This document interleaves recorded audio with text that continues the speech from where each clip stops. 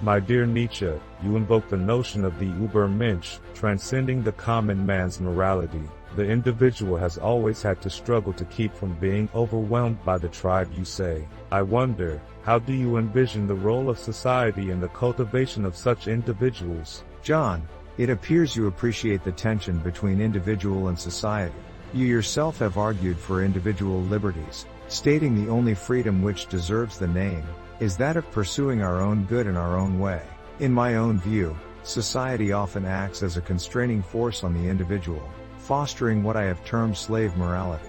However, it is within this very friction that the potential for the Übermensch emerges. He who has a why to live for can bear almost anyhow, I posited. But tell me, how do you reconcile your principle of individual liberty with the collective endeavor to maximize utility? Does not the pursuit of the greatest happiness for the greatest number risk subjugating the individual whose happiness does not align with the majority? Nietzsche, you astutely discern the tension in my utilitarian philosophy. In my defense, the only purpose for which power can be rightfully exercised over any member of a civilized community, against his will, is to prevent harm to others. Therefore, individual liberty should not be suppressed for mere collective preference, but only to prevent harm. You speak of the Übermensch, a sovereign individual who creates new values. In contrast, my utilitarianism seeks a balance. The individual's pursuit of happiness should not infringe upon the happiness of others. How does your ideal individual navigate the social responsibility not to harm others while asserting their will to power? Your point is noted, John. Indeed, my Übermensch is not one who neglects the existence of others, but rather one who reevaluates and redefines values in the service of life. One must still have chaos in oneself to be able to give birth to a dancing star. The will to power is not merely about dominion over others but an internal drive for self-overcoming. In Beyond Good and Evil, I propose, what is noble? That one leaves happiness to the great majority. Happiness as peace, virtue, comfort, Anglo-indulgence, and Anglo-publicanism.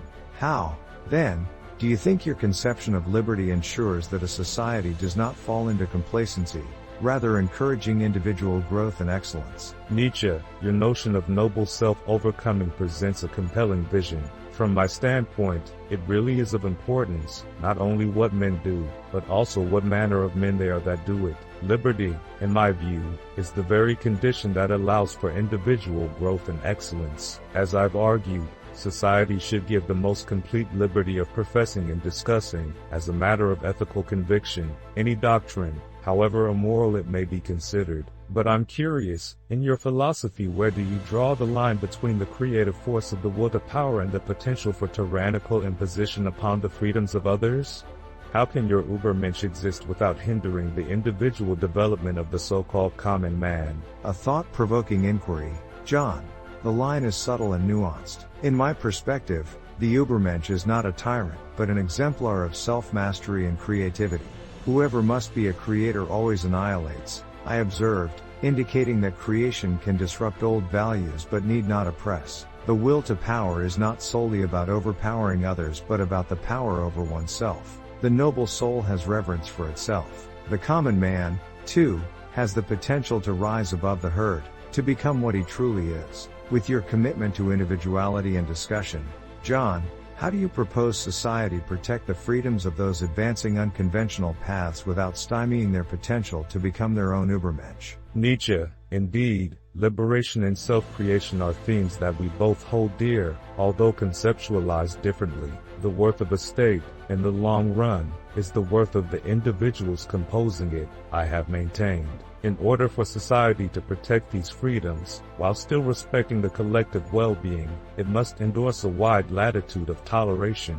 As I've posited, the only freedom which deserves the name is that of pursuing our own good in our own way, so long as we do not attempt to deprive others of theirs. This creates a social fabric robust enough to support diverse forms of individual excellence without permitting the suppression of the liberties of others. However, Friedrich, how do you address the potential risk that the ascent of the Übermensch might lead to the marginalization or even oppression of those deemed weaker or less capable? How do you see society ensuring that the exercise of one's will to power does not become a means of subjugation? Your concern, John, is justified within the context of conventional morality.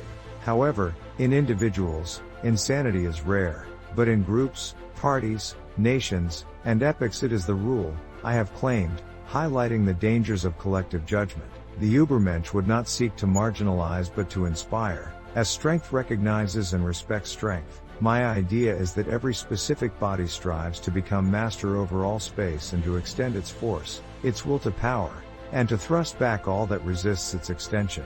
This is not domination but expansion of one's own capabilities. To mitigate the risk you describe, society must foster the conditions for the flourishing of diverse forms of greatness. What is great in man is that he is a bridge and not an end. Could we then perhaps agree that society's role is to serve as a garden, cultivating a variety of virtues, not merely a single strain of moral flora? Nietzsche, your metaphor of society as a garden is evocative and compelling. Indeed, no one can be a great thinker who does not recognize that as a thinker it is his first duty to follow his intellect to whatever conclusions it may lead. The cultivation of a variety of virtues seems to me a worthy goal. Such a garden must be tended with care to ensure that no single ideology stifles others, allowing for the individual's intellectual and moral development, as both teachers of morality and political reformers have been unnecessarily discontented with circumstances, and unnecessarily timid as to innovation. Could it be, then, that our philosophies might converge on the idea that society should not enforce conformity, but rather inspire and facilitate the individual's journey towards personal excellence and self-overcoming? Indeed, John, we arrive at a surprising confluence, despite the differing currents of our thoughts. It is not things, but opinions about things that have absolutely no existence, which have so deranged mankind. Thus, our shared aversion to dogmatism paves the way for individual excellence. In your terms, society functions as the protector of liberty, in mine, as the incubator for potential Übermenschen. Both visions advocate for a fertile ground where individuals are free to pursue their own path to greatness. Man is something that shall be overcome. What have you done to overcome him? Each individual's path is theirs to forge, yet society's role is to enable, not to prescribe. So, John, would you concur that the purpose of society is to uphold the conditions for individuals to exercise their moral and intellectual capacities fully, without reversing into the despotism of the collective? Nietzsche, you capture the essence of our unexpected concord. As I surmise, the worth of a state, in the long run, is the worth of the individuals composing it. The freedom for each to exercise their genius is paramount for progress, and indeed, despotism is a legitimate mode of government in dealing with barbarians, provided the end be their improvement. We therefore seem to agree, society should cultivate an environment conducive to the flourishing of individual potential, while safeguarding against the tyranny of the majority and fostering respect for the autonomy of each. The only freedom which deserves the name is that of pursuing our own good in our own way, so long as we do not attempt to deprive others of theirs. In this light, Friedrich, might we both see a society that champions individual development as the most fruitful ground from which a higher humanity might arise? Yes, John, it appears we have found a shared horizon. What is done out of love always takes place beyond good and evil. If society champions the conditions for the pursuit of individual excellence, it nourishes a garden ripe for the potential emergence of the Übermensch. Each individual striving for self-overcoming is a testament to humanity's untapped potential. What is great in man is that he is a bridge and not an end.